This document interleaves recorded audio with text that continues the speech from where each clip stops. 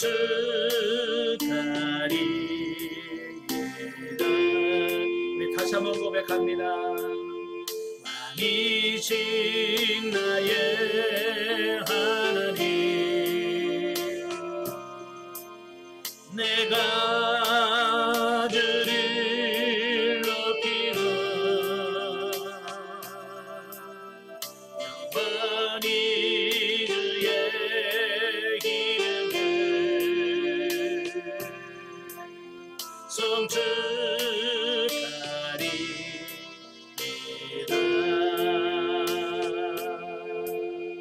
아멘. 네, 기도하겠습니다.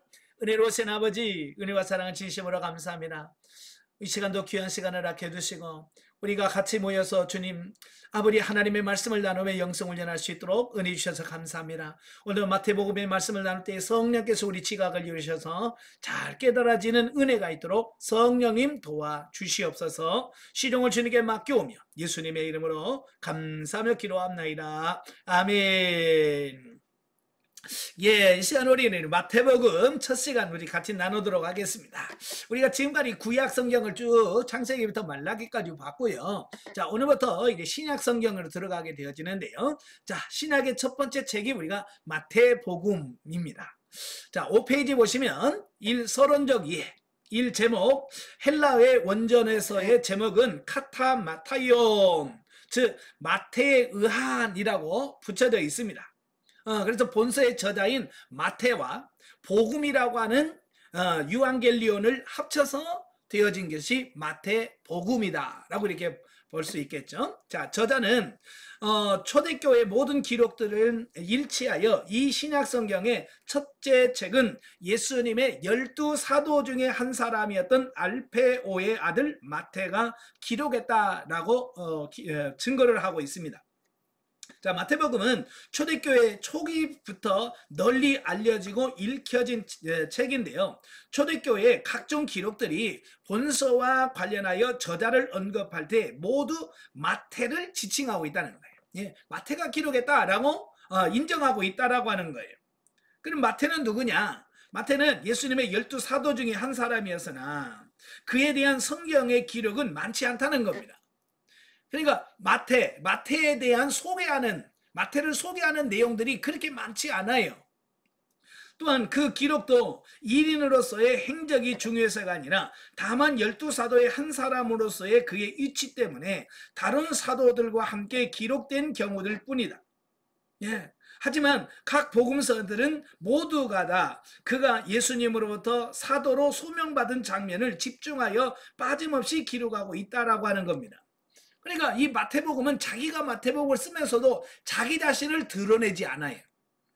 예, 이건 그 마태의 겸손함을 우리가 알 수 있고요. 자, 그럼에도 불구하고 마태를 예수님께서 사도로 부르시는 장면은 사복음, 마태, 마가, 누가, 요한복음까지 다 기록되어 있다라고 하는 거예요.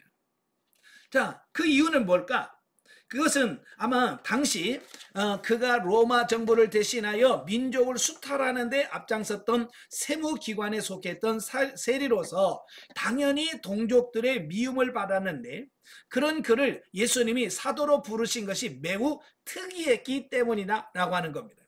지금이야 뭐 세무서에서 근무합니다. 세무서 다닙니다. 그러면 누가 그렇게 말을 안 하겠죠. 근데 이때 당시만 해도 이 세리라고 하는 직분은 유대인들의 입장에서 보면 3대 죄인 중에 하나예요. 그러니까 이스라엘 사람들은 보통 죄인 그러면 3대 죄인이 있거든요. 첫째가 누구냐? 이방인들. 하나님을 섬기지 않는 이방인들은 다 죄인이에요. 그 다음에 두 번째가 누구냐? 세리예요. 세리. 왜 세리가 죄인이냐면 그때 당시 이스라엘이 로마의 속국으로 있었잖아요. 그래서 이스라엘 사람들, 유대 사람들에게 세금을 돈을 걷어서 그걸 로마에다가 바치는 일을 했던 사람이 누구냐? 바로 세리들이에요. 그러니까 유대인의 입장에서는 기분 나쁠 수 있죠. 예, 자기들한테 세금 걷어가 로마에다 바치니까. 예, 그래서 그들을 죄인으로 취급했고 세 번째가 창기라고 할 수 있습니다. 이 세 부류는 유대인들이 다 죄인이라고 지칭하는 사람들입니다. 자, 또한 각 소명 기사를 보면 마태가 예수님의 소명을 듣자 곧 그 소명에 순복한 것은 물론 자기들의 친구까지 불러서 예수님을 모시고 잔치를 배설한 것까지 일치하여 기록하고 있다라고 하는 겁니다. 그러니까 이때 당시만 해도 세리들은 다 부자였어요. 왜냐하면 세금을 많이 걷어가지고 로마에 낼 것만 내고 나머지는 자기가 챙기는 겁니다. 예. 그러니까 그때 당시 세리들은 다 부자예요. 그러니까 어찌 보면 마태도 세리로서 풍요한 삶을 누리고 살았다 그 말이에요. 그런데도 예수님께서 나를 쫓아라 라고 하는 그 한마디 어때요? 그 편안하게 살 수 있는 모든 것들을 다 포기하고 예수님을 따랐다라고 하는 겁니다. 그러면서 따르면서 어떤 일이 벌어졌냐면 자기들의 친구까지 다 불러서 자기 집에서 잔치를 배설합니다. 잔치를 벌리고 나서 예수님을 따르게 된 거예요. 자, 이건 뭘 의미하냐면 나의 옛 생활을 완전히 청산하는 것을 의미합니다. 내가 다시 세리로서 이 일을 하지 않겠다 라고 하는 어떤 그런 부분이죠. 그러니까 그 엘리야가 엘리사를 부를 때 엘리사가 그런 일을 하죠. 뭐냐면 12결이로 밭을 갈다가 엘리야가 엘리사를 불러요. 소명하니까 엘리사가 뭐 하냐면 자기가 했던 그 기구들, 농기구들을 패서 그걸로 불을 떼고 소를 잡아. 그래서 그걸 온 동네 잔치를 벌리고 엘리야를 따르게 됐다. 자, 이게 뭐냐면 쟁기를 다 농기구를 다 불태웠다라고 하는 것은 뭡니까? 나는 이제 옛 생활로 돌아가지 않겠다라고 하는 거예요. 예? 나는 다시 농사 짓지 않고 나는 이제 하나님의 일을 할 거다. 자, 오늘 이 마태도 똑같은 거예요. 잔치를 벌려서 친구들에게 말하는 것은 나는 이거 청산할 거야. 나는 예수님만 따를 거야 라고 하는 것을 공개적으로 많은 사람들 앞에 하는 거죠. 자, 우리도 보면 보통 그러잖아요. 내가 어떤 결단을 할 때에 그냥 속으로만 얘기하고 하면 다시 돌아갈 수 있는 가능성이 커요. 자, 우리가 이제 교회 다니면서 술 끊고 담배 끊을 때 보면 혼자 끊어야지. 그런 사람은 잘 못 끊어. 그죠? 근데 공개적으로 가족이나 교회 앞에서 내가 담배 끊겠습니다. 내가 술 끊겠습니다. 근데 많은 사람들 공개적으로 그걸 하면 어때요? 다른 사람 앞에 공개적으로 하면 끊을 수밖에 없는 거죠. 왜? 많은 사람들이 다 지켜보고 있으니까. 바로 이 마태도 바로 이 공개적으로 나는 예수님을 이제 따를 거야 라고 하는 고백이 바로 이 잔치를 벌린 것에서 드러나게 되는 거죠. 자, 이것은 예수님의 입장에서 보면 세상에서 남을 수탈하는 일에 앞장섰던 자까지도 불러서 남의 영혼을 구원하는 사도로 만드셨음을 강조한다. 그죠? 세리를 불러서 하나님의 일하는 일꾼을 불렀다라고 하는 부분, 이건 하나님의 사랑이요, 은혜죠. 반면 마태의 입장에서 보면 비록 그가 세리 일을 보고 있었지만 그 영혼은 늘 진리를 사모하다가 예수님의 부르심을 받자 즉시 세상의 안위를 보장하는 치기를 버리고 주님을 따른 것은 물론 자기와 함께 죄인 되었던 자들까지도 주님께 초청한 사실이 강조되어지고 있다라고 하는 겁니다. 그러니까 이 마태는 세관에서 세례 일을 하면서도 늘 마음속에 뭘 기다리느냐? 바로 메시아. 하나님을 사모하고요, 은혜를 사모하고 있어요. 그러다가 예수님을 딱 만나는 순간 이거다 라고 예수님을 탁 잡는 순간 모든 것을 내려놓은, 바로 이 중심이 중요한 거예요. 그리고 즉시 순종하는 거죠. 나를 따르라 그 한마디에 다 포기하고 따를 수 있는, 바로 이런 순종이 마태가 사도가 될 수 있었던 비결 중에 하나예요. 근데 우리들은 어때요? 하나님께서 뭐라고 말씀하시면 즉시 순종합니까? 안 합니까? 우리는 이렇게 무슨 핑계가 그렇게 많은지, 그죠? 이 핑계대고 저 핑계대고, 없는 것도 막 지어내서 핑계대고 막 그러잖아요. 자, 그러니까 우리가 사도가 될 수 있는, 사도가 못 되는 이유가 바로 그런 거거든요. 하나님 말씀에 순종하시는 여러분 되시길 바라요. 자, 세 번째, 기록 연대와 기록 장소를 보면, 자, 마태복음의 기록 연대는 다른 복음서와 마찬가지로 확정하기가 어렵다라고 하는 겁니다. 자, 사실 지금부터 2000년 전의 문헌의 저장 연대를 결정하는 것은 것의 어려움은 솔직히 인정되어야 한다라고 하는 겁니다. 자, 우리도 그러잖아요. 며칠 전에 했던 것도 여러분 기억이 가물가물할 때가 있잖아요. 그죠? 그러니까 일기를 썼어도 몇 월 며칠이란 말을 안 써놓으면 이게 언제 거지? 월요일 거야? 화요일 거야? 이제 우리 그게 헷갈린단 말이에요. 며칠 전도 우리는 혼돈이 오는데 2000년 전의 일을 기억한다는 거 이게 쉽지 않아요. 그러니까 연대를 찾는다라고 하는 것은 결코 쉬운 문제가 아니다라고 하는 겁니다. 그러니까 지금부터 2000년 전이라면 현대 서구 문명 국가들의 선조들은 극도의 야만 상태를 벗어나지 못한 것은 물론이고 대부분 현대 민족들이 아주 뚜렷한 민족적 존재조차 드러나지 못한 상태였다라고 하는 겁니다. 그러니까 지금은 유럽의 선진국이라고 하는 뭐 영국, 프랑스, 독일 이런 나라들은요, 이 성경이 지금 2000년대까지만 해도요, 야만족이었어요. 야만족. 네, 그래서 그 성경에 보면 야만인이다라고 하는 표현을 쓰잖아요. 바로 그 영국, 프랑스, 독일 뭐 이런 사람들은 다 그때 당시만 해도 야만족에 속했단 말이에요. 네, 그 정도로 네, 지금 시대와 비교할 수 없을 만큼 시대가 차이가 나는 거예요. 예.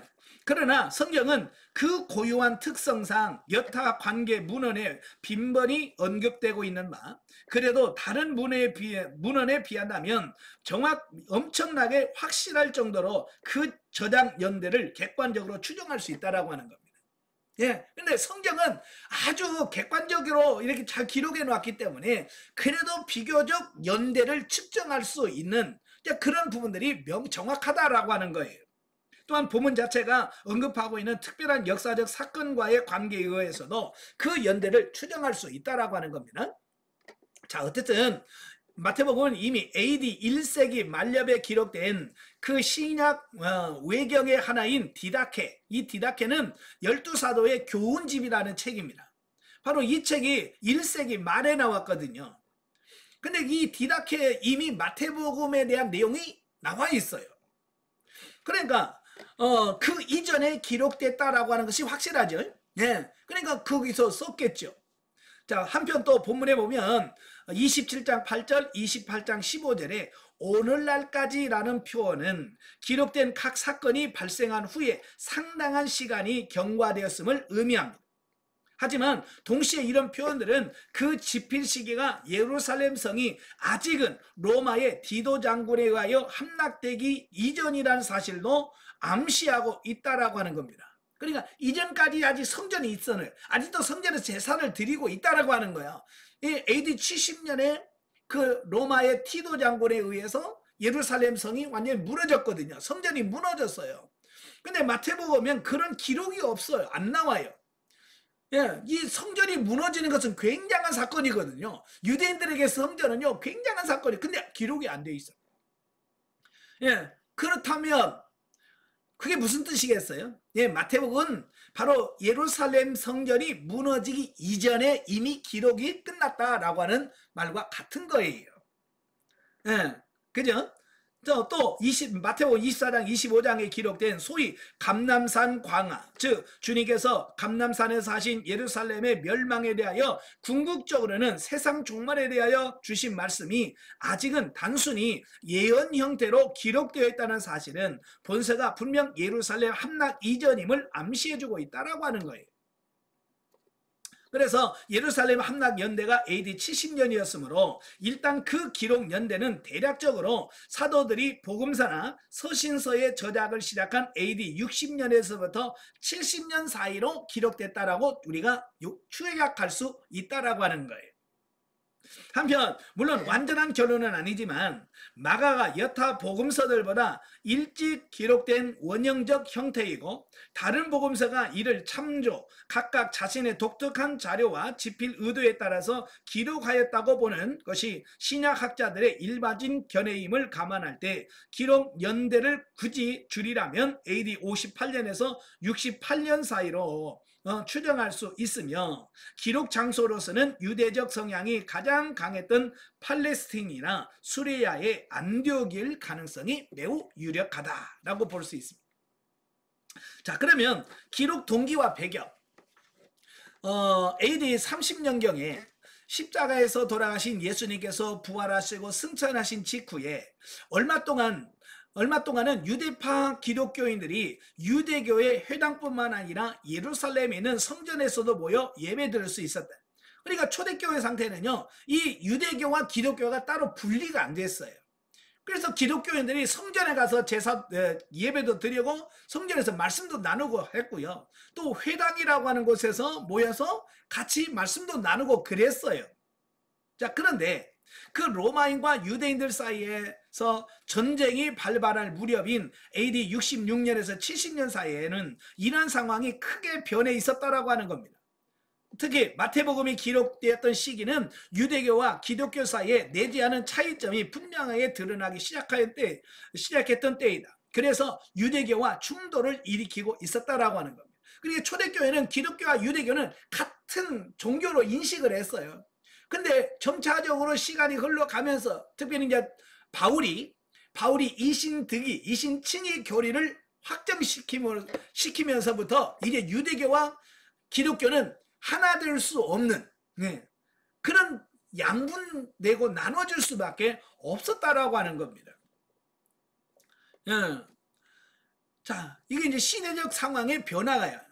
그 다음에 또한 복음이 점차 이방 세계로 널리 전파되자 개종한 이방인들의 수는 늘어나고 교회 안에서 이들이 점점 더 중요한 위치를 차지하게 되었다라고 하는 겁니다. 그리고 교회 공동체 안에서의 변화요. 이게 뭐냐면 처음에는 유대인들만 교인이었거든요. 근데 시간이 흘러가면서 이방인들도 예수를 믿고 교회 안에 들어오기 시작하는 겁니다.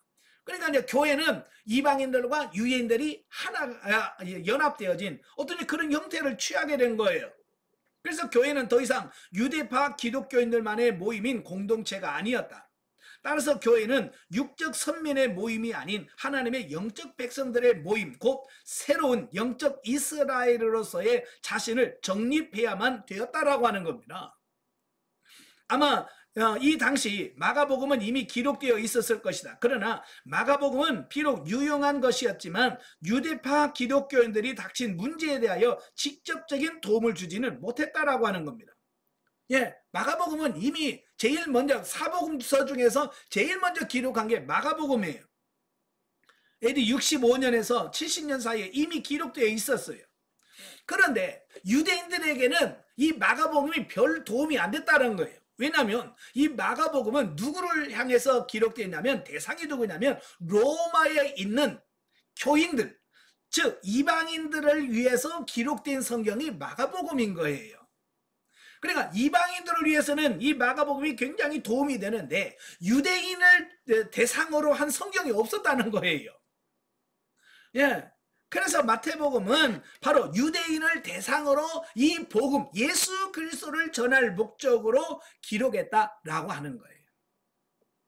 그래서 마태는 대략 AD 60년 이후에 팔레스틴 또는 시리아에 있는 교회 공동체를 향하여 특히 유대교적 전통과 기독교 신앙 사이에서 갈등하고 있는 유대계 기독교인들을 향하여 오히려 유대교가 구약 성경을 곡해한 것이며 기독교는 구약 전통 사상을 직접 계승한 것임을 주지시키기 위해서 복음서를 썼다라고 하는 사실입니다. 왜냐하면 그때 당시 유대교는 이 기독교를 뭐라고 생각했냐면 이단이라 유대교의 이단으로 그렇게 취급을 했습니다. 그래서 사도 바울도 그가 예수님을 만나기 이전까지만 해도 교회를 그렇게 핍박했던 이유가 뭐냐면 이 기독교는 그 유대교의 이단이다. 그래서 그들을 없애야 된다라고 생각했다라고 하는 거예요. 바로 이제 그런 상태란 말이죠. 그랬을 때 바로 이 마태는 아니야. 기독교가 이단이 아니고 유대교가 원래 성경에서 정통적인 성경에서 빗나갔다는 거예요. 이 기독교가 빗나간 게 아니라 유대교가 본래 성경에서 말씀하고 있는 그 부분 진리에서 벗어났다. 자, 이걸 설명하려고 하는 겁니다. 그래서 기독교가 그 빗나간 유대교 대신에 정통신앙을 이어받았다. 이걸 강조하려고 기록한 게 마태복음이라고 말이에요. 그래서 마태가 본서를 기록할 때 대상으로 하였던 사람들을 구체적으로 살펴보면 첫째, 마태가 염두에 두었던 사람들은 1차적으로 예수님이 메시아이냐 아니냐라고 하는 문제에 깊은 관심을 가진 유대인들이었다. 그리고 그들로부터 유대교적 영향을 받은 이방인 개종자들이었다. 이 당시 어떤 일부의 유대인들은 예수님을 약속된 메시아로서 믿고 있었지만 대다수의 유대인들은 예수님을 메시아로 받아들이기를 거부했다라고 하는 거예요. 지금도 마찬가지예요. 지금도 유대인들 중에서 유대인 중에서도 예수를 믿는 메시아닉주라고 그래요. 예, 유대인 중에서 예수를 믿는 사람들은 있어요. 지금도 예루살렘에 가면 있습니다. 그러나 그 숫자가 매우 적어요. 바로 이 당시도 마찬가지예요. 예, 유대인 중에서 예수님을 메시아로 인정하는 사람들은 극히 일부였고 대다수의 유대인들은 예수가 무슨 메시아야? 라고 하면서 거부절했다라고 하는 거예요. 그 다음에 둘째, 다음 마태가 생각했던 문제는 뭐냐면 바리새인들이 가르쳤던 유대의 율법을 엄격하게 지키면서 살아오다가 예수 그리스도의 복음으로 인하여 혼돈을 일으켰던 유대파 기독교인들이었다라고 하는 겁니다. 그러니까 유대인들은 어렸을 때부터 그 엄마의 태중에 있을 때부터 태교라고 그러죠. 이 태교를 통해서 엄격하게 율법 교육을 받은 사람들이에요. 예. 그리고 성장하면서부터 유치원 때부터 철저하게 율법을 배운 사람들이에요. 근데 예수님이 오셔가지고 그 복음을 전하니까 그 어렸을 때부터 배운 그 가치관과 예수님이 말씀하신 그 가치관 사이에 혼돈이 생겨지는 겁니다. 그래, 뭐가 진짜야 이거? 네? 뭐가 진리지? 내가 어렸을 때 배운 게 진리냐? 아니면 예수님이 말씀한 게 진리냐? 라고 하는 그 혼돈 사이에 많은 사람들이 갈등하고 있었다라고 하는 겁니다. 예. 자, 그들은 비록 이미 오래전에 예수를 믿고 받아들였던 크리스천들이었지만 아직도 율법에 매여 있었던 율법주의자들이었다. 그죠? 어렸을 때 계속 그걸 들어왔고 배웠기 때문에 그 철저하게 율법적 사고와 가치관 속에서 유대인들이 살아가고 있다는 겁니다. 그걸 버리고 기독교로 바꾼다는 건 쉽지 않더라는 거예요. 따라서 그들은 율법주의와 복음의 생활 원리 사이에서 갈등을 갖고 있었는 바 마태는 양자는 서로 모순된 것이 아니라 다만 복음이 율법을 승화 발전시킨 것일 뿐임을 보여주고자 했다라고 하는 겁니다. 예. 그러니까 오늘도 마찬가지죠. 아마 여러분도 영성훈련을 하면서 이런 가치관의 갈등들이 있잖아요. 그죠? 지금까지 우리가 기존 신앙생활 하면서 배웠던 부분들과 이 영성훈련을 통해서 우리의 사고와 가치관을 바꿔야 된다라고 말하는 그 가치관 사이에서 충돌이 있다라고 하는 겁니다. 그죠? 저도 처음에 영성훈련 받으면서 저도 굉장한 충격을 많이 받은 것 중에 하나가 2분설이냐 3분설이냐. 지금 보면 아무것도 아니지만 처음 와서 그 문제 딱 부딪혔을 때 야 이거 이단 아니야? 라고 생각할 만큼 저에게는 큰 충격적인 부분이에요. 왜냐하면 저희 신학교에서 2분설이 옳고 2분설이 맞다라고 배웠고 3분설은 잘못된 거다라고 배웠기 때문에 그러니까 내가 배운 선지식과 다음에 들어오는 이 후지식 이 사이에 갈등이 있다라고 하는 거예요. 그러니까 이 기독교인들 사이에서도 내 유대교에서 어렸을 때 배운 유대교적인 가치관과 예수님을 통해서 들은 복음의 가치관이 충돌한단 말이에요. 그러니까 그 속에서 얼마나 갈등이 많겠어요. 그죠? 그랬을 때 바로 그들에게 바른 길을 제시하기 위해서 이 본서를 기록했다는 거고요. 세 번째로 마태는 정반대의 경우에 있었던 사람들도 염두에 두고 있었다. 그들은 바로 자기들이 크리스천이 되었기 때문에 이제 율법은 더 이상 자기들에게는 필요 없다라고 생각했던 율법 폐기론자들이었다. 이런 사람들은 뚜렷한 도덕적 법칙들도 없이 자기 자신의 생각대로 살려고 했다라고 하는 겁니다. 예, 그러니까 이방인들의 영향, 특별히 헬라 철학의 그 영향을 받은 사람들은 이 복음을 받아들이면서 이건 자유다. 예, 자유다. 우리가 얽매일 필요 없다라고 생각했다 그 말이에요. 그래서 율법은 폐기됐다. 그래서 율법은 안 지켜도 돼라고 해서 자기 마음대로 자기 멋대로 신앙생활하려고 하는 이 도덕 폐기론자, 영지주의의 영향을 받은 도덕 폐기론자들도 있었다라고 하는 겁니다. 예, 바로 그들에게 아니다. 예, 우리는 도덕을 폐기하는 자가 아니고 예수님 분명히 말씀하신 나는 율법을 폐하러 오는 것이 아니라 완성하러 왔다. 네, 바로 이 부분을 그들에게 말씀하려고 하는 의미가 있다라고 하는 거예요. 여기서 우리가 알 수 있듯이 마태 당시의 교회 구성원들은 오늘날의 교회도 그러하듯이 분명히 다양한 배경과 복잡한 종교적 성향을 가지고 있었던 사람들이었다.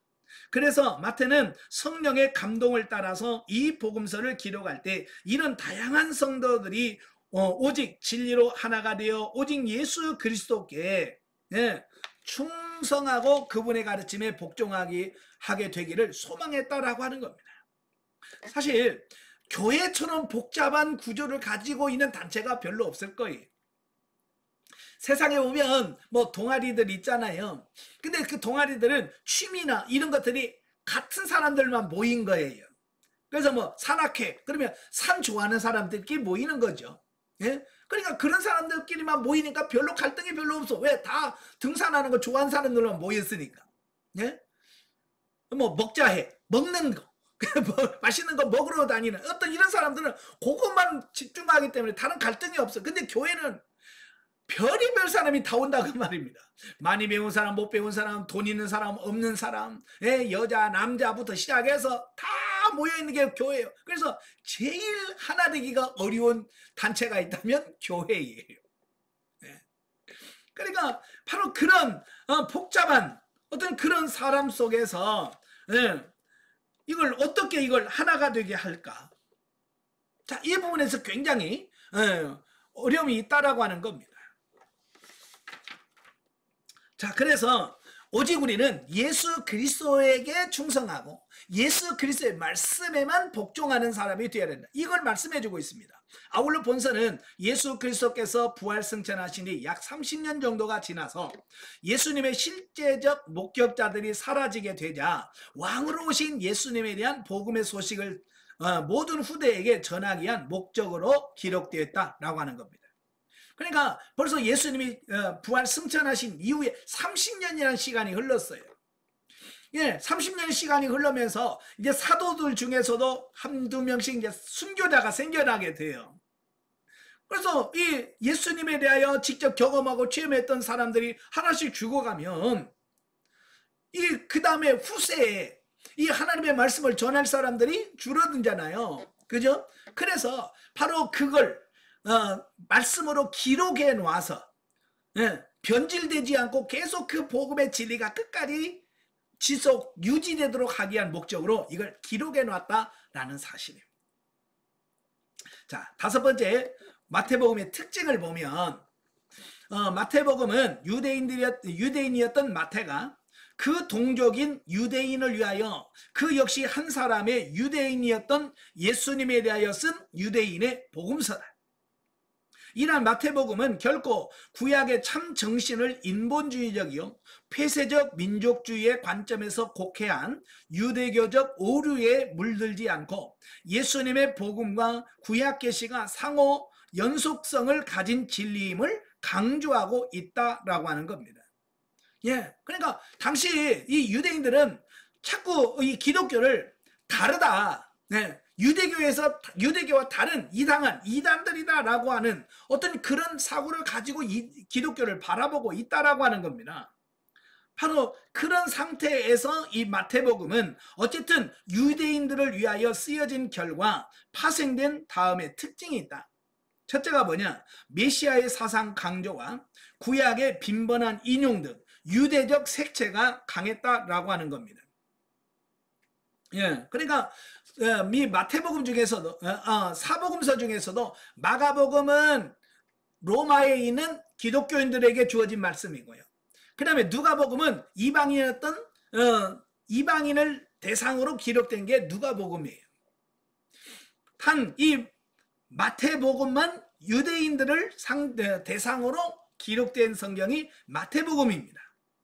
그러니까 유대인들은 뭘 잘하냐면 구약 성경에 대해서는 빠삭한 거예요. 어렸을 때 늘 배우고 읽었던 것이 구약 성경이거든요. 그래서 이 마태복음은 마태는 이 구약 성경을 인용을 많이 합니다. 왜냐하면 유대인들이 너무 잘 알고 있는 말씀들이기 때문에 그래요. 그래서 이 마태복음에서 구약을 약 130번 인용합니다. 구약 성경을 130번이나 인용하는데 바로 이 마가, 누가, 요한복음에서 인용한 것보다도 더 많습니다. 그 이유는 유대인들이 구약 성경을 잘 알고 있기 때문에 그렇다라고 하는 겁니다. 자, 두 번째로 예수님의 왕적 지위와 왕적 교훈을 강조한다라고 하는 겁니다. 그러니까 이 마태복음에는 예수님께서 유대인의 왕으로 오셨다. 이걸 특히 강조해요. 그래서 마태복음을 왕의 복음이다 라고 우리가 지칭을 하는 겁니다. 세 번째로 구약의 예언들에 대한 그의 성취를 보여주는 신약의 서장이다. 예. 예, 그러니까 여러 구약의 예언들을 계속 들어와서 예수님께서 그 말씀을 성취하셨다. 이 말씀을 이루려 하심이라. 예, 계속해서 그 말씀을 하고 있는 거죠. 네 번째로 체계적이고 신학적이며 질서 정연한 문장 구조로 되어 있다라고 하는 겁니다. 원래 이 돈 관리하는 사람은요, 앞뒤가 정확해야 돼요. 그죠? 이 마태가 세리 출신이잖아요. 그러니까 이런 것을 이 기록을 할 때 아주 체계적이고 신학적이고 질서 정연하게 딱 배열을 하는 어떤 이런 모습이 나오고, 또 다섯 번째는 마태복음의 직업적 특성에 기인한 것으로 화폐와 수치에 대한 빈번하고 자세한 언급이 등장한다라고 하는 겁니다. 자, 우리말로 직업은 못 속인다는 말이 있잖아요. 그죠? 그러니까 어쨌든 세리니까 돈을 많이 관리를 하다 보니까 이 마태복음 보면 이 돈에 대한 화폐 단위들이 많이 나와요. 뭐 드라크마라든지 달란트라든지 뭐 이런, 또 데나리온이라든지 이런 화폐 단위가 아주 자세하게 잘 나오고, 또 숫자 5,000명이 먹었더라. 예수님께서 50명 100명씩 앉게 하시고 먹고 12광주리가 남았더라. 뭐 이런 거 있잖아요. 숫자적인 이런 부분들이 아주 명확하단 말이에요. 그 마태의 그 직업적인 부분이 나타나는, 예, 이 부분을 볼 수 있다라고 하는 거예요. 자, 11페이지에 보시면 신학적 이해입니다. 자, 첫째, 마태복음에 나타난 그리스도, 기독론을 보면, 제가 구약에서도 늘 말씀드렸지만 구약에서는 뭐냐면 다시 오실 예수님에 대하여 말씀하시는 것이 구약이에요. 그러니까 역사를 기록하고 있지만 사실은 메시아 대신 예수 그리스도를 말씀하고 있다라고 하는 거예요. 네, 그러나 이 신약 성경은 이제 오실 메시아가 아니라 오신 예수님이거든요. 이 실제로 그 구약에서 약속되었던 그분이 이제 세상에 오셨다. 오셔서 역사하시고 사역하시는 그 예수님의 모습을 말씀하고 있어요. 그러니까 한마디로 마태는 예수님을 구약이 여러모로 예언하고 약속해 주신 구원자로서 그 중에서도 메시아 곧 왕으로서의 모습을 강조하고 있다라고 하는 거예요. 예. 따라서 우리는 마태가 제시하는 그 그리스도를 구약 예언의 성취자로서의 예수님과 왕으로서의 예수님의 측면으로 나눌 수 있다라고 하는 거예요.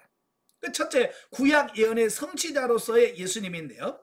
마태복음에서는 예수님을 특별한 행적에 대하여 이는 선지자로 말씀하신 바를 이루려 하심이라. 이루려 하심이라라고 하는 말씀이 몇 번 나오냐면 마태복음은 9번 나옵니다. 예, 이 구절은 다른 세 복음서에는 한 번도 사용된 적이 없습니다. 또한 마태복음은 거의 130회에 걸쳐서 구약을 인용하고 있는데 이는 다른 세 복음서의 인용 횟수를 합친 것보다도 더 많은 것이다. 이것은 꼭 예언에만 국한된 것이 아니다. 마태복음은 전반적으로 구약의 율법, 관습 등과의 관련하여서 예수님의 모습을 조명해주고 있다라고 하는 겁니다. 산상수훈이 그렇고 또 각종 율법 관련 논쟁 등도 그렇다. 물론 그런 것들은 다른 복음서에서도 나온다. 하지만 여타 복음서들이 그러한 논쟁이 나오게 된 배경이나 결과에 치우중하고 있는 반면 마태는 그런 율법 및 관습과 예수님과의 관계 자체에다가 집중하고 있다라고 하는 겁니다. 어쨌든 마태는 지필 동기 자체가 1차적으로는 구약 선민인 유대인을 위해서 복음서를 기록한 것이고 그 주제 또한 구약의 성취자로서 구약과의 관련한에서의 예수님의 모습을 조명해 주는데 주력하고 있다라고 하는 거예요. 그래서 자연스럽게 구약과 신약을 가장 잘 연결시켜주는 책이 되었다라는 겁니다. 이것은 또한 본서가 신약 여러 책 중에서 제일 먼저 기록된 것이 아님에도 불구하고 신약책 중에서 가장 앞머리에 놓이게 된 이유다라고 하는 겁니다. 그러니까 신약 성경 중에서 가장 먼저 기록된 게 데살로니가 전서예요. 이건 AD 52년도에 기록이 됐어요. 그러니까 마태복음이 기록되기 약 15년 전, 15년 전에 기록된 게 데살로니가 전서예요. 그런데 그러니까 기록되어진 순서로 정리를 한다면 이 데살로니가 전서가 맨 앞에 와야 돼. 신약 성경은 맨 앞에. 그런데 그런 걸 다 뒤로 하고 마태복음이 가장 앞머리, 제일 첫 번째 책으로 마태복음이 나온다는 겁니다. 예. 그것은 무슨 의미가 있냐? 예. 그건 굉장히 중요한 거예요. 자, 여기서 본서의 궁극적인 독자인 우리는 매우 심오한 진리와 교훈을 발견할 수 있다. 예수님에 대한 예언이 이미 수천 년 전부터 있었고 또 이를 예수님께서 그대로 성취하였다는 것은 결국 예수님의 초월적인 신성을 증명하고 있다라고 하는 겁니다. 그리하여 이는 예수님 개인 그리고 그분이 성육신하시고 십자가 고난을 당하시고 부활 승천하는 전 과정에서 보여주신 모든 구원의 행동은 우연한 것이거나 아니면 단순한 교리적 허구가 아님을 증명하고 있다라고 하는 겁니다. 그러니까 예수님이 우연히 태어나고 우연히 죽고 그런 게 아니라 이미 구약에서부터 철저하게 예언되어져 있고 예언되어진 그 말씀대로 이게 진행되어져 가더라. 이걸 말씀해주고 있는 겁니다. 또한 그분을 믿고 구원받은 우리 기독교의 진리는 예수님 안에서 천지창조에서 세상 종말 나아가 새 천국에 이르기까지 계속 이루어지는 역사적 사실과 연속성을 갖는 것임을 보여준다. 그리고 당신의 신적 존재를 증명하신 예수님이 주신 약속, 곧 성도가 천국에서 새 영육을 갖춘 존재로서 영생을 얻는다는 실제적인 구원의 가능성과 확실성을 입증해 준다라고 하는 겁니다. 그러니까 예수님이 전한 이 복음은 단순한 이론, 관념적인 게 아니라는 거예요. 실제라는 것을 말씀해 주고 있습니다. 그래서 마태는 예수님은 이미 오래전 구약 예언대로 오시고 그 모든 것을 성취한 분임을 증거함으로써 이를 잘 증명하고 있다라고 하는 겁니다.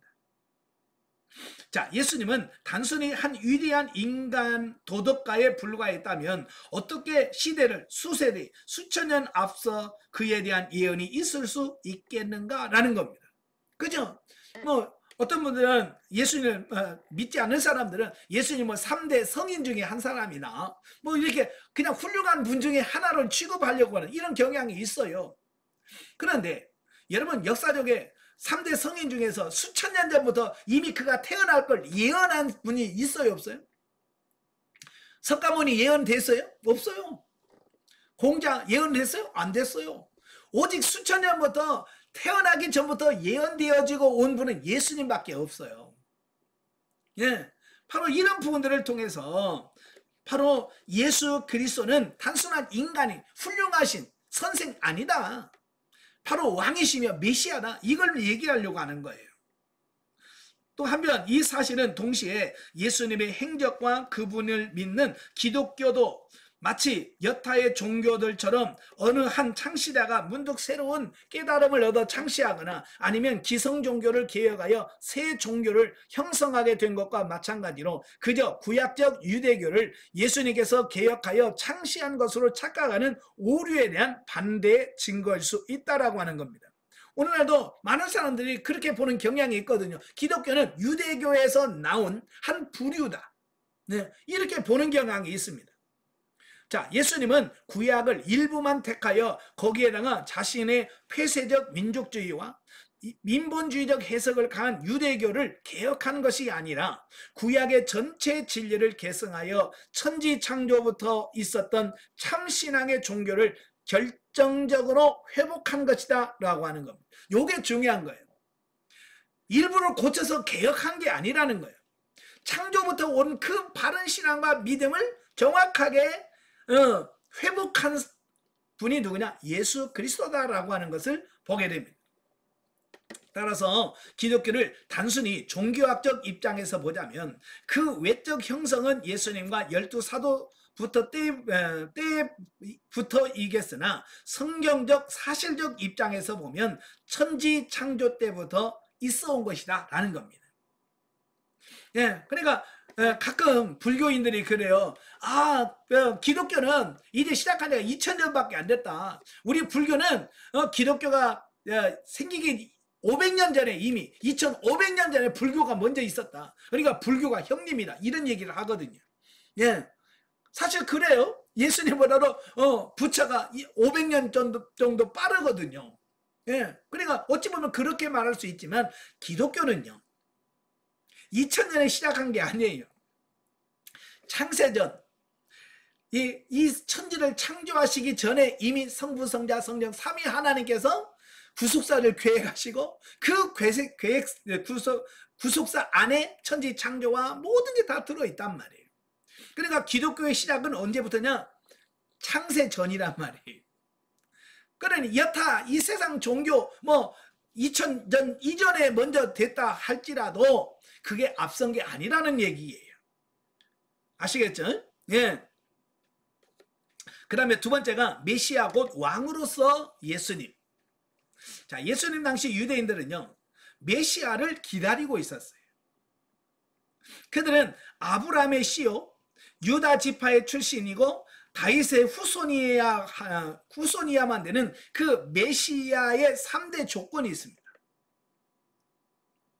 자, 그래서 이 3대 조건을 갖춘 아브라함의 씨, 그 다음에 유다 지파 출신 다윗의 후손이라고 하는 이 3대 조건을 갖춘 메시아가 와가지고 유대인 자신들을 세계의 지배자로 격상시켜주고 온 땅을 점령하여 새 시대를 열 것이라고 기대를 하고 있었다라고 하는 겁니다. 요게 유대인들이 가지고 있는 메시아관이에요.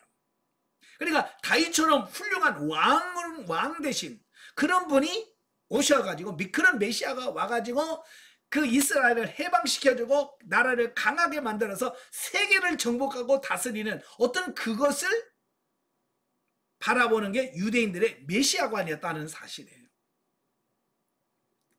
자, 당시 로마 제국 치하에서 더욱이 이방 출신인 헤롯 가문의 통치를 받는 그들에게서 이 메시아 사상은 실로 타는 목마름이었다라고 하는 겁니다. 그러니까 이때 당시만 해도 이스라엘에 왕이 있었어요. 헤롯 왕이 있었어요. 근데 유대인들은 그 헤롯 왕을 왕으로 인정을 안 했습니다. 왜요? 이 헤롯은 혈통적으로 유대인이 아니에요. 예, 에돔 족속입니다. 이두메 족속 사람이에요. 예, 근데 그가 나라에 공을 세우고 그 로마의 황제의 신임을 얻어가지고 예, 유대인을 통치하는 왕으로 임명받아서 와서 유대인의 왕이 된 것이거든요. 그러나 혈통적으로 유대인이 아니기 때문에 유대인들은 그를 헤롯이 행정적으로는 왕이지만 실제적으로 왕으로 인정을 안 해. 그러니까 얼마나 열받겠어요.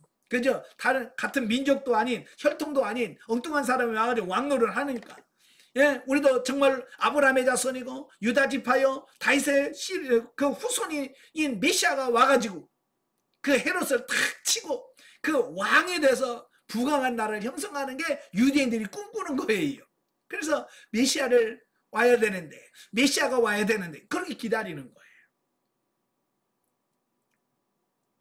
자, 그러나 유대인들의 그런 생각은 틀린 것이라기보다는 구약이 예언해주고 있는 구주로서의 메시아가 갖는 원대한 비전을 미처 파악하지 못한 것이다 라고 하는 겁니다. 이게 뭐냐면 유대인들이 가지고 있는 메시아관은 성경이 본래 말씀하려고 하는 메시아관과 안 맞는 거예요. 이게 문제라고 말이에요. 그래서 이 마태는 먼저 실로 예수님은 구약에서 줄곧 예언된 메시아 곧 왕으로 이 땅에 오셨음을 보여주고 있습니다. 그러나 그 메시아는 유대인의 상상을 초월하는 전무후무한 유일한 메시아이심을 세상 깨우치며 보여준다라고 하는 겁니다. 네. 이제 이를 마태의 증언에 따라 요약해 보면 다음과 같다라고 하는 겁니다. 자, 첫째, 전 우주의 영원한 왕이다. 이 마태가 예수님이 누구냐? 전 우주의 영원한 왕이다. 그래서 예수님은 왕이시되 그저 일부 지역이나 아니면 이 세상에서 잠시 잠깐의 제국을 세우는 그런 왕이 아니었다. 전 우주 전체에 그것도 영원한 왕이었다. 또한 유대인들만을 구원해주는 왕이 아니라 만민을 다 구원해주는 왕이시다. 이걸 강조하고 있는 겁니다. 유대인들은 단순히 자기 민족만 구원해줄 메시아를 기다렸지만 마태는 아니야, 메시아 대신 예수님은 전 우주를 통치하시고 모든 인류를 구원하시려 오신 분이야 라고 그들이 가지고 있는 메시아관을 바꿔주는, 바로 이 역할을 하고 있다는 겁니다. 두 번째로 새하늘과 새 땅의 왕이다 라는 거예요. 그러니까 예수님께서 세우실 나라는 예수님 자신의 성육신으로 이미 이 땅에서도 도래하기는 하였으나 근본적으로는 이 세상이 다 지나고 전 우주가 다 녹아 없어진 후에 새로 조성될 새하늘과 새 땅에 세울 하나님의 나라다라고 하는 겁니다. 그러니까 예수님이 세우려고 하는 하나님의 나라는 이 땅이 아니라는 거예요. 이 땅이 없어지고 나서 영원한 새하늘과 새 땅에서 이루어질 영원한 하나님의 나라다라고 하는 겁니다. 예. 그래서 빌라도가 재판하면서 네가 유대인의 왕이냐? 그러니까 예수님 뭐라고 그래? 맞다. 그러나 내 나라는 이 세상에 있는 게 아니다. 예. 바로 빌라도에게 재판을 받으면서 내 나라는 이 땅에 있는 나라가 아니다 라고 말씀하신 이유거든요. 따라서 예수님은 지금도 왕이시나 근본적으로는 그 나라의 왕이시다. 따라서 기독교인들은 이 세상에서 선교적 소명에서도 최선을 다해야 하나 이 땅 위에 인간의 힘으로 완전하고 영원한 나라가 세워질 것이라는 인본주의적 착각은 버려야 한다. 예. 여러분, 하나님의 나라는 이 땅에 있는 나라가 아니에요. 한편 이 사실의 실례로 예수님께서 도래시켰고 또 앞으로 도래시킬 나라에 대하여 여타 복음서는 하나님의 나라 등으로 표현하고 있으나 마태는 이를 하늘나라라고 굳이 표현한 점도 들 수 있다. 그래서 마태복음서에는 32회나 나오는 이 용어는 다른 복음서에는 나오지 않는다라는 거예요. 예. 그 다음에 세 번째, 의의 왕, 평강의 왕이라는 겁니다. 세상의 왕은 힘과 법으로 나라를 세우고 세상을 통치합니다.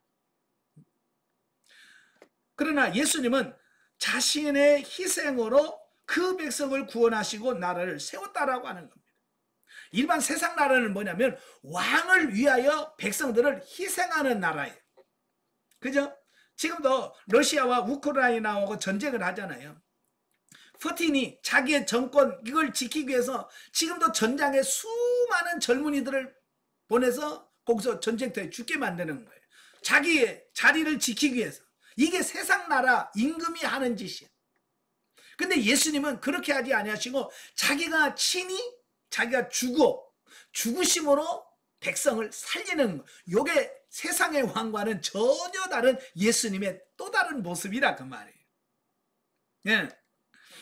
자, 즉 먼저 하나님과 만민 사이에 그리고 백성 사이에 요청되는 의를 채우심으로 하늘나라를 세우고 결과적으로 평강을 주신다.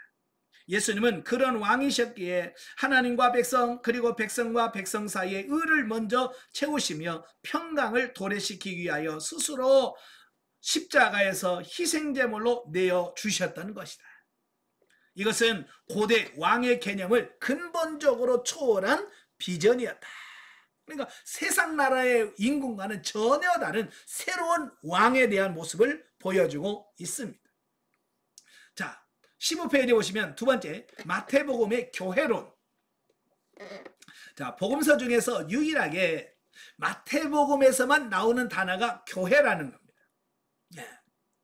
자, 오로지 이 복음서에서만 에클레시아라고 하는 단어가 예수님의 말씀으로 기록되어 있다라고 하는 겁니다. 그런 까닭에 이 단어가 나오는 두 구절은 대단히 중요합니다. 16장 18절 말씀에서 교회의 기초가 베드로와 그의 고백으로 되어져 있지요. 예, 사람들이 나를 누구라고 하느냐? 예, 선지자 중에 하나라고 합니다. 예레미야라고 합니다. 엘리야라고 합니다. 세례 요한이라고 합니다. 근데 예수님이 그게 마음에 안 드는 거죠. 그래서 너희는 나를 누구라고 그러냐? 근데 베드로가 뭐라고 해요? 주는 그리스도시요 살아계신 하나님의 아들입니다라는 신앙 고백을 하죠.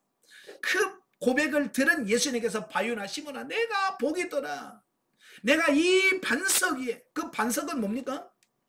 예? 게바, 베드로라는 말인데 그 베드로 위에다가 인간 베드로 위에다가 교회를 세우겠다라고 하는 게 아니라 베드로가 고백한 그 신앙 고백, 그죠? 주는 그리스도시요 살아계신 하나님의 아들입니다라는 그 신앙 고백 위에다가 교회를 세우겠다라고 하는 말씀인 거거든요.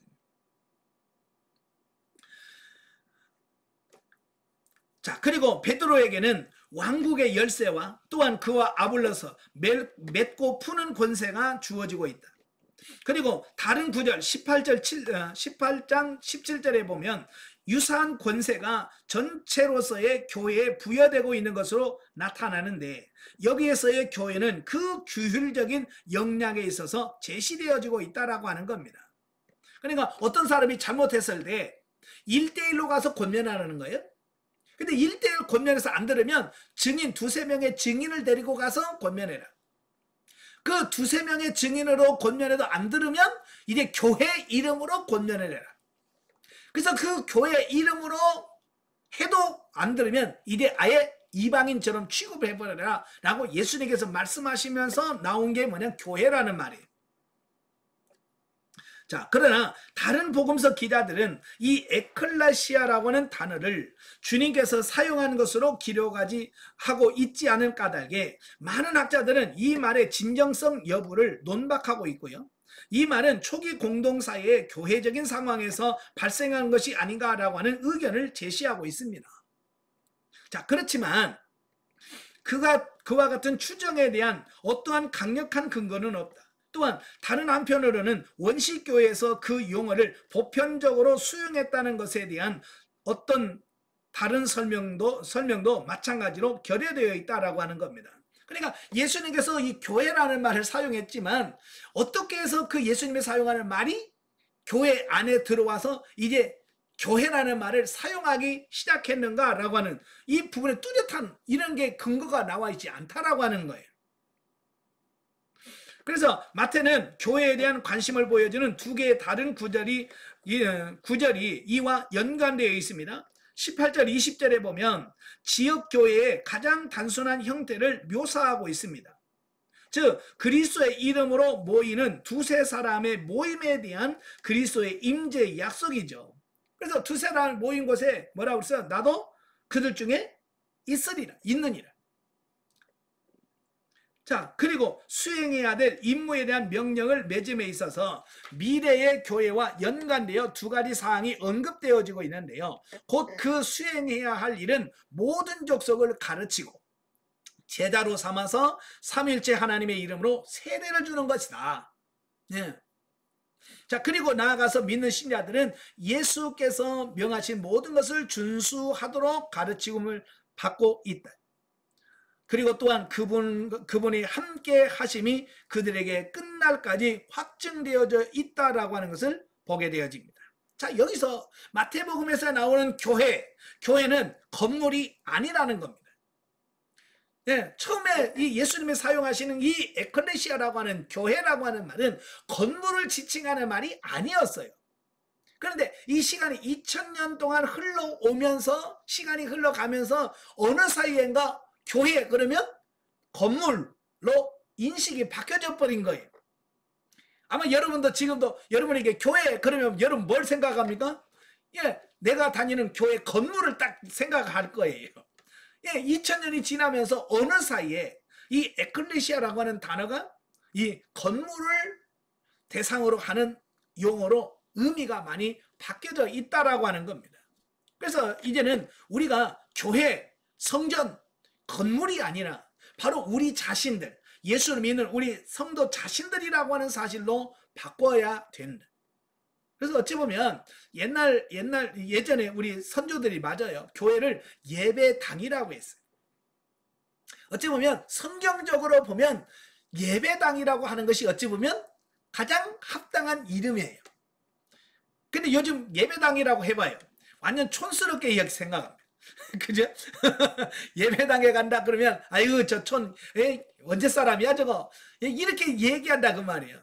사실 그게 맞는데 교회는 뭐냐면 구별한 무리 여러분 우리 자신을 이렇게 모여서 이렇게 같이 성경 공부하잖아요. 이 모인 무리가 누구냐? 이게 바로 이게 모인 무리가 교회예요. 그래서 이 모임 가운데 주님이 함께 하신다라고 말씀하고 있는 거예요.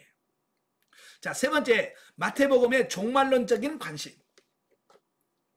마태복음서의 그 계시적인 부분이 마가복음서의 그 부분보다 상당히 긴 까닭에 마태복음서에서의 계시에 관한 깊은 관심의 시기를 반영하고 있는 것으로 생각되어져 왔다라고 하는 겁니다.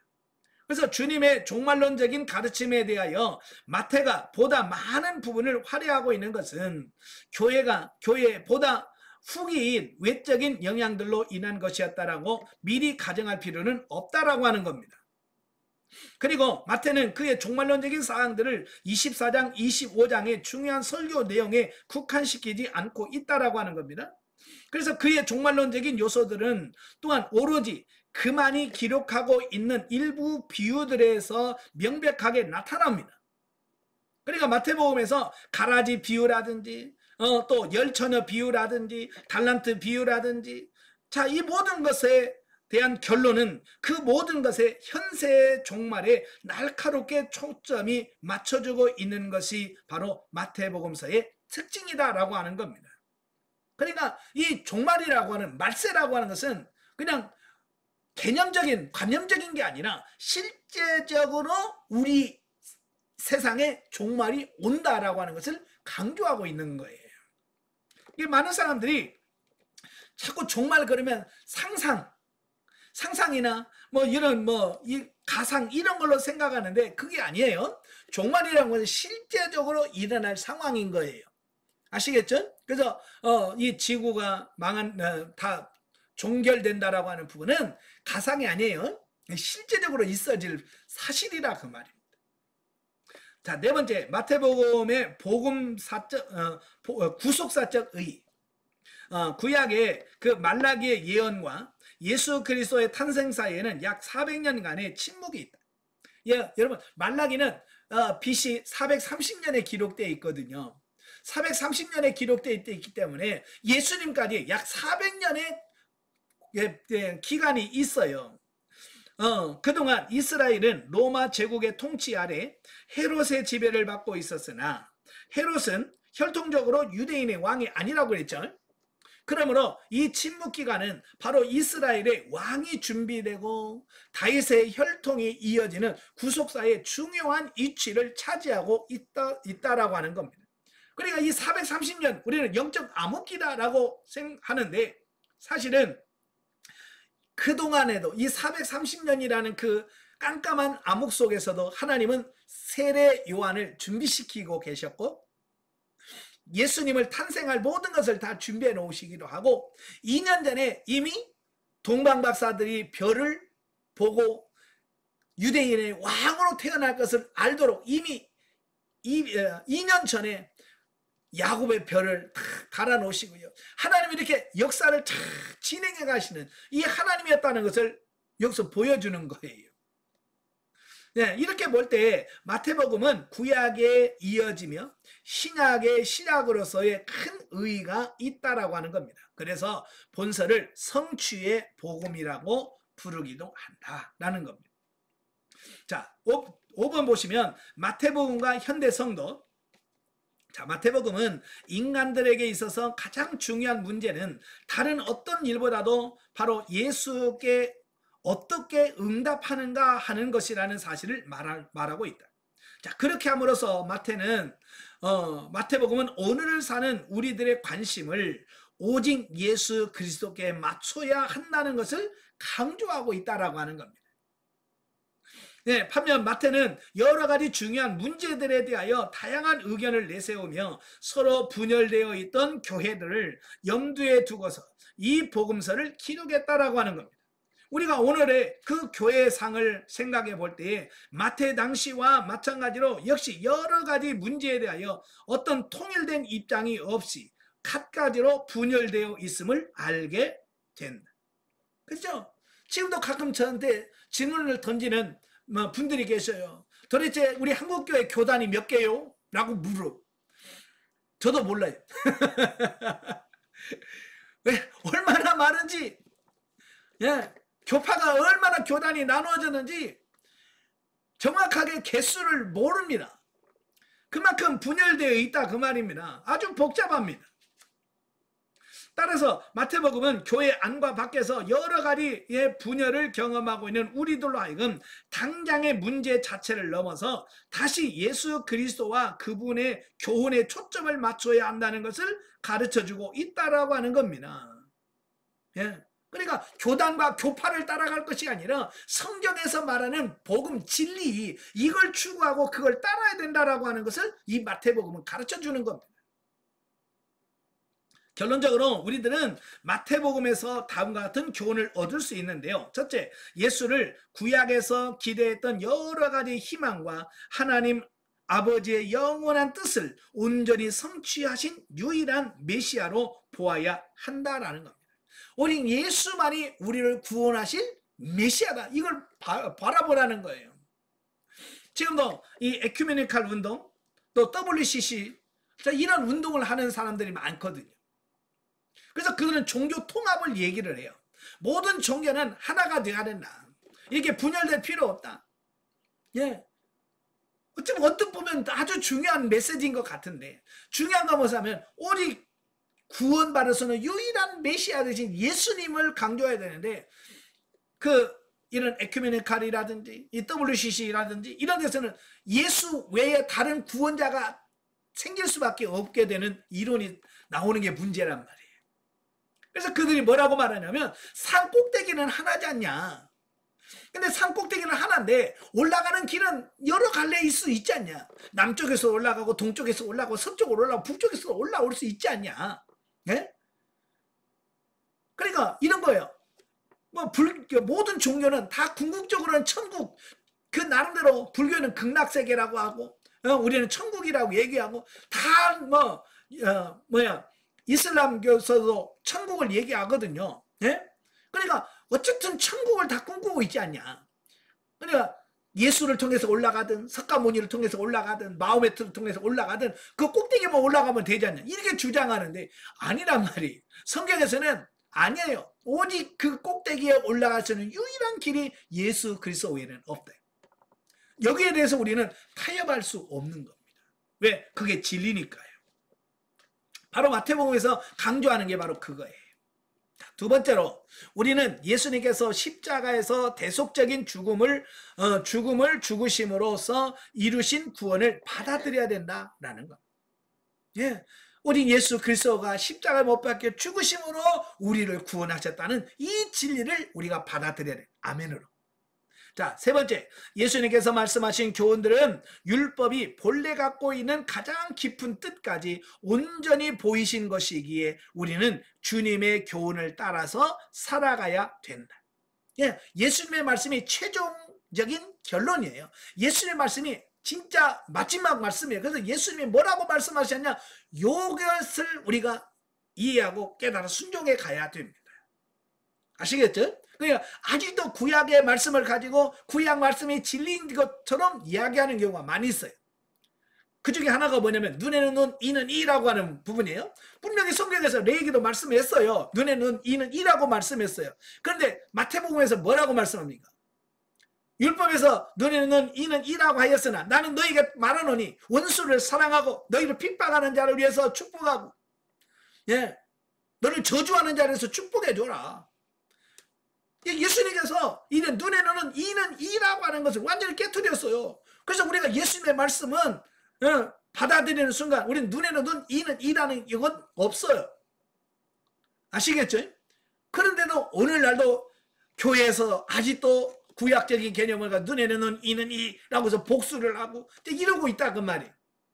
예수님께서 최종적으로 말씀하신 부분이 진리예요. 네 번째로 우리는 또한 말세에 다시 오실 주님을 바라보면서 준비하는 자세로 살아가야 된다. 다섯 번째, 우리는 복음을 온 세상에 전해야 될 책임을 다해야 한다. 이건 모든 믿는 자들에게 주어진 사명이면 복음 전파 사명이에요. 여섯 번째, 교회는 주 안에서 하나가 되어야 한다. 그래서 우리가 교파, 성결교, 감리교 이런 거 따지지 마세요. 우리는 복음 안에서 우리는 다 하나가 되어야 돼. 연합되어야 돼. 아시겠죠? 자, 19페이지에 보시면 구속사적 이해입니다. 1. 하나님의 구원 계획과 성취. 예수 그리스도를 통한 성부 하나님의 구원 계획은 여자의 후손으로 동정녀의 몸에서 유다 지파로 베들레헴에서 나실 것, 또 승리의 예루살렘에 입성 조롱당하시고 십자가에 못 박히실 것, 부활하실 것 등 예수님께서 세상에 오셔서 어떻게 사역하실 것까지도 구체적으로 구약을 통하여 예언되어지고 있고 신약에서 그대로 성취되었는데 마태복음은 그 성취된 하나님의 구속사를 아주 상세하게 밝혀주고 있다라고 하는 사실입니다. 그래서 이 하나님의 구속사를 이해할 때 이 마태복음은 굉장히 중요한 역할을 감당하는 겁니다. 왜냐하면 바로 구약에서 예언되어진 부분이 예수 그리스도 통해서 뭐 했다고요? 성취되었다. 성취되었다. 이걸 강조하고 있기 때문에 이 구속사 속에서 마태복음은 굉장히 중요한 거예요. 자, 예수님이 받으신 시험 4장 1절에 11절에 보면 성도의 신앙은 훈련을 통해서 평가를 받는다. 그죠? 우리가 학교에서 공부 잘했냐 못했냐 이건 뭘로 평가합니까? 중간고사, 기말고사, 뭐 연말고사 이런 걸 봐서 그 시험을 통해서 얼마나 공부를 열심히 했는지 이게 평가가 받잖아요. 그죠? 마찬가지로 우리의 믿음, 우리의 신앙이 얼마만큼 성장했고 얼마나 자랐느냐라고 하는 부분은 예수님께서 친히 우리를 시험하심으로써 우리의 신앙과 믿음을 드러나게 하시는, 자, 이런 부분들을 보게 됩니다. 그래서 일반적으로 생활이 평안하고 큰 어려움이 없을 때는 신앙생활이 양호하다가 그러나 정작 삶에 큰 어려움을 닥친다든지 위기가 다가오면 그러한 상황으로 인하여 절망하게 되고 잘하던 신앙생활이 무너지는 경향이 많고 심지어는 하나님을 원망하고 신앙생활에서 완전히 돌아서는 경우도 허다한데 그 원인은 다음과 같다. 그래서 많은 사람들이 평안할 때는 다 하나님 믿고 믿음 좋았다고 그래. 그냥 고난이 닥치면 하나님을 떠나는 경우가 많아요. 제가 아는 분도 열심히 제가 전도해서 교회에 열심히 다녔어요. 한 1년 정도 열심히 다니셨어요. 그래서 열심히 다닌 줄 알고 다음에 만나서 요즘 교회 열심히 다니세요? 그랬더니 안 다닌다는 거예요. 그래서 아니 왜 안 다녀요? 그랬더니 아니 사업이 잘 되게 해달라고 그 교회 가서 그렇게 기도했는데 아니 여전히 사업이 안 된다는 거예요. 사업하는 분인데, 사업하는 분인데 복 달라고 그렇게 사업이 좀 번성하게 해달라고 그렇게 기도했는데, 아니 계속 사업은 어렵고, 그러니까 하나님이 계시다면 이럴 수는 없는 거야. 하나님이 안 계시니까 내가 이렇게 어려운 거지. 이게 안 믿어. 그러니까 교회 안 나간다는 거야. 원래는 많은 사람들이 그러고 있다고 말입니다. 오늘 많은 사람들이 신앙이 흔들린단 말이에요. 왜? 이유를 보면 첫째로 여태껏 그 사람이 해오던 신앙생활이라는 것이 육신적인 사고의 틀에서 벗어나지 못한 데 있다는 겁니다. 여전히 교회 다닌다고 하지만 이 사고와 가치관이 육신적인 것에 머물러 버리는 거예요. 그래서 신앙생활을 잘하는 것 같았지만 겨우 육신적인 차원에서 그보다는 조금 나은 윤리적 차원으로 바뀌었을 뿐 영적인 변화라든지 성장이 없이 여전히 육신적인 사고의 틀을 벗어나지 못하고 있기 때문에 시험이 오면 그것을 이기지 못하고 넘어지고 만다라고 하는 사실입니다. 자, 이것은 오늘날 우리 교회 성도들에게 매우 중요한 심각한 문제 중에 하나다라고 볼 수 있습니다. 근데 많은 사람들이 이걸 크게 심각하게 생각하고 있지 않다라고 하는 겁니다. 그죠? 기도했는데 응답이 안 돼서 내가 교회 안 나가요. 그럼 심각하게 생각을 안 해요. 아이고, 그럴 수 있겠다. 그럴 수 있겠네. 라고 말한다, 그러면. 왜? 사고가 똑같으니까. 우리의 사고와 가치관을 바꾸셔야 됩니다. 두 번째로는 그 원인은 능력 있는 그리스도의 삶을 지속적으로 유지시키는 방법이 하나님의 말씀에 따라서 성령의 지도와 인도를 받아 순종하는 것인데, 우리의 생각은 그것과는 달리 하나님을 믿음에 있어서 우리의 믿음의 행위에 대한 대가로 하나님으로부터 무언가를 지불받기를 원하고 어떤 물질적인 것들을 보장받기를 기대하기 때문에 그러한 기대가 충족되지 않을 때 실망하고 하나님께 대한 신앙마저 포기하는 지경까지 이르게 된다라고 하는 사실입니다. 그러니까 이 기복신앙이라고 하는 게 뭐냐면 복을 기대한단 말이에요. 네. 그것도 복은 뭔 복을 말해? 신령한 복을 말하는 게 아니라 육신적인, 육신적인 물질적인 어떤 그런 복을 기대하면서 신앙생활을 한다, 그 말입니다. 그렇죠? 그래서 새벽기도 열심히 나갑니다. 왜 새벽기도 열심히 나갑니까? 흔히들 보면 그러잖아요. 아, 새벽기도 나가면 건강 주시라. 자, 그러잖아요. 그러니까 열심히 새벽기도 했는데 아파. 그러면 뻥이네, 그러잖아. 그죠? 왜 새벽기도 열심히 했는데 왜 아파? 그래서 아프기 때문에 난 이제 새벽기도 안 나가. 뭐 나가도 아프던데 뭐 이렇게 되는 거예요. 이게 어떤 신앙을, 어떤 대가를 바라는 기복적인 신앙의 한계가 바로 그런 거예요. 그래서 이런 기복적인 신앙을 갖고 있는 사람들은요, 신앙생활 하다가 좀만 어려움을 당하면 그냥 나가 떨어지는 거예요. 그래서 제가 이 기복신앙을 계속 제가 강하게 책망하는 이유가 바로 그런 거예요. 기복신앙은요, 무너질 수밖에 없는 거예요. 고난이 오면 다 무너질 수밖에 없는 것이 기복신앙이에요. 그래서 우리 영성훈련에서는 뭐예요? 고난이 축복이다. 무너져도 그건 하나님의 뜻 안에서 우리를 세우시기 위한 하나님의 계획 안에 있으면 그건 복이다. 이런 가치관을 바꿔야 돼요. 그래야 고난이 와도 우리는 넉넉히 이겨갈 수 있는 겁니다. 이 기복신앙 갖고 있는 사람은요, 고난 오면 다 무너져요. 이렇듯 우리가 그리스도인의 신앙의 진면목은 그가 하나님께서 허락하시는 시험을 어떻게 감당해내는가를 살펴봄으로써 알 수 있다라고 하는 겁니다. 그러니까 고난이 왔을 때 어떻게 그 고난을 대처하느냐를 보면 그 사람의 믿음의 수준을 이해할 수 있다는 겁니다. 그러니까 막 평소에 믿음 있는 것처럼 막 하다가도 고난 당하면 확 쓰러지잖아요. 이건 믿음 없는 거예요. 그죠? 근데 평소에 믿음 없는 것처럼 비실비실한데 어려움이 와도 흔들리지 않고 쫙 가는 성도들 있다, 그 말이에요. 여러분 교회에서는 보면 그러죠. 네? 저 사람 믿음이 없는 것 같은데, 근데 어려움이 와도 그냥 묵묵히 앞으로 가는 사람이 있단 말이에요. 바로 그 사람이 진짜 믿음 있는 사람이에요. 앞에서 뭐 큰 소리 뻥뻥 치다가 훅 넘어지는 사람이 아니고. 그러므로 우리가 예수 그리스도를 구주로 영접하고 거듭남을 통하여 기본적으로 정립해야 할 것은 바로 사람이 떡으로만 사는 것이 아니요 하나님의 입으로 나오는 모든 말씀으로 산다라고 하는 가치관이다라고 하는 겁니다. 그래서 우리가 이런 가치관으로 바꿔주셔야 돼요. 떡으로 사는 게 아니에요. 하나님의 입에서 나오는 말씀으로 사는 이런 가치관으로 바꿔주셔야 돼요. 또한 사단은 우리 육신의 욕망을 부추겨서 자기도 알지 못하는 사이에 하나님을 시험의 대상으로 착각하게 만들고 하나님이 자기 소원을 들어주나 안 들어주나 지켜보게 한다. 오늘날 이런 일은 심각하게 받아들여야만 하는 것은 이와 같은 사단의 계획에 속아서 하나님을 자기 육신의 욕망을 이루어주는 존재로 육신의 속아 저질러 놓은 사건을 뒤처리해주는 존재로 여기는 기독교인들이 참으로 많다는 사실이다. 우리는 두렵고 떨림으로 옷깃을 여미고 이런 부분에 대해서 회개해야 된다라고 말씀해주고 있습니다. 대부분의 성도들이 지금 이렇게 신앙생활하고 있는 게 문제라, 그 말이에요.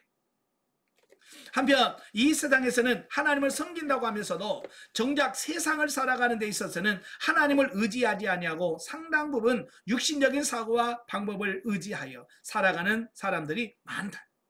그러니까 말로는 신앙생활을 한다고 하는데 자기 방식대로 자기 마음대로 사는 거예요. 하나님께 묻지 않고 하나님의 뜻을 따르지 않고. 그건 신앙생활이 아닙니다.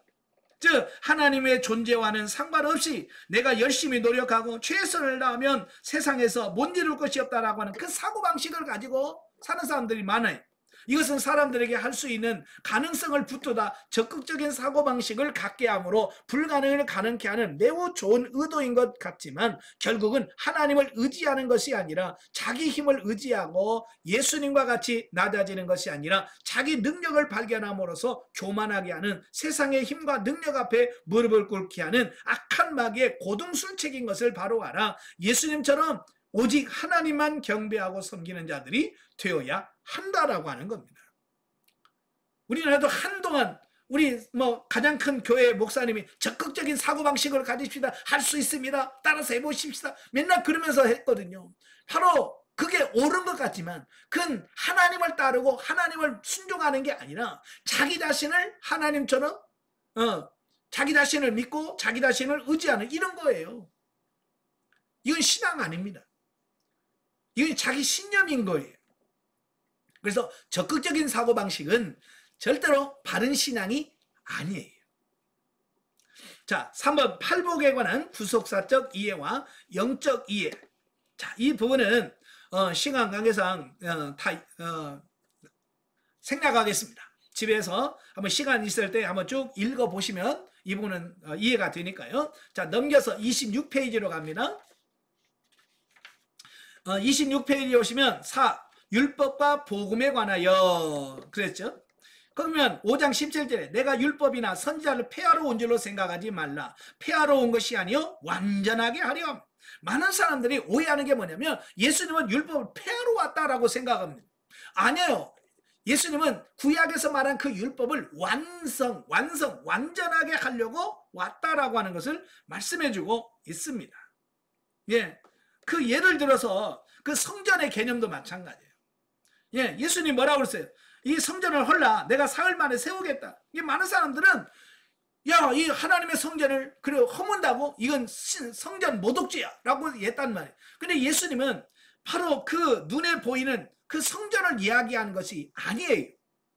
예, 눈에 보이는 성전을 얘기하는 것이 아니라 우리의 심령 성전을 말씀하신 거예요. 그러니까 예수님께서 뭘 말씀하시려고 하는지를 우리가 분명히 이해를 해야 되는 겁니다. 근데 오늘날도 많은 사람들이 눈에 보이는 성전에다만 초점을 맞추고 산다 그 말이에요. 이제는 눈에 보이지 않는 성전으로 우리의 가치관을 바꾸어 가셔야 돼. 또 5번 재물에 관하여 너희를 위하여 보물을 땅에 쌓아두지 말라라고 말씀하죠. 내 보물이 있는 곳에 내 마음도 있느니라 하는 말씀처럼 우리가 세상에 재물을 쌓아두면 바로 거기에 내 마음이 있는 것이다. 내가 세상에 재물을 쌓아두고 거기에 마음을 두는 것은 곧 하나님을 버리고 우상을 숭배하는 것과 같다라고 하는 것을 말씀해 주고 있습니다. 근데 오늘날 대다수의 크리스찬들이 다 이러고 살고 있다고 말이에요. 하나님이 아니라 아직도 재물을 땅에다 쌓아두고 그 재물을 바라보면서 살아가고 있다 그 말입니다. 자, 이제는 우리의 가치관을 바꾸셔야 됩니다.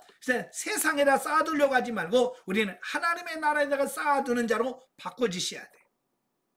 자, 넘겨서 28페이지면 6번 보시면 변화사는 상에서 변모하신 사건의 의미.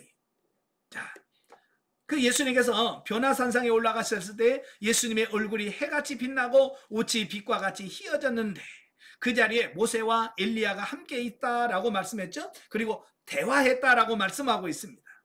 자, 여기서 왜 모세가 등장하고 왜 엘리야가 등장하는가라고 하는 겁니다. 여러분, 모세는 구약의 율법을 대표하는 인물이 모세예요. 그다음에 엘리야는 누구냐? 구약의 선지자를 대표하는 인물입니다. 그러니까 구약하면 율법과 선지자거든요. 바로 율법과 선지자를 예표하는 두 인물이 나오셔서 예수님의 그 십자가의 죽으심과 이 모든 부분들을 대화를 하시면서 하나님의 구속사가 성취될 것이라고 하는 부분을 쭉 말씀해주고 있습니다. 자, 그 이후에 7번 천국에서 큰 자, 용서, 또 나귀를 타고 오시는 예수님, 10번 향유를 부은 마리아, 11번 성소의 휘장이 찢어진 사건의 의미는 읽어보시면 이해가 되겠고 나머지 본문을 이해를 할 때 다시 한번 설명을 드릴 거니까요. 그때 할 수 있도록 하겠습니다. 기도하겠습니다. 은혜로우신 아버지 감사합니다. 우리가 성경을 읽을 때에 단순한 글자로 읽는 것이 아니라 그 말씀 속에 숨겨진 하나님의 말씀의 진리의 뜻을 바로 이해하고 깨달을 수 있기를 원합니다. 우리의 눈을 열어서 보게 하시고 우리의 귀를 열어서 듣게 하시고 이제는 그 말씀대로 살아 움직여지는 우리가 되어질 수 있도록 주님 도와 주시옵소서. 우리 훈련받고 있는 모든 심령들을 주님께서 붙들어 주시리. 하나님 말씀 안에서 바르게 세워질 수 있는 우리 모두가 되어지게 하옵소서. 예수님의 이름으로 감사하며 기도합나이다. 아멘. 하나님께 드립니다.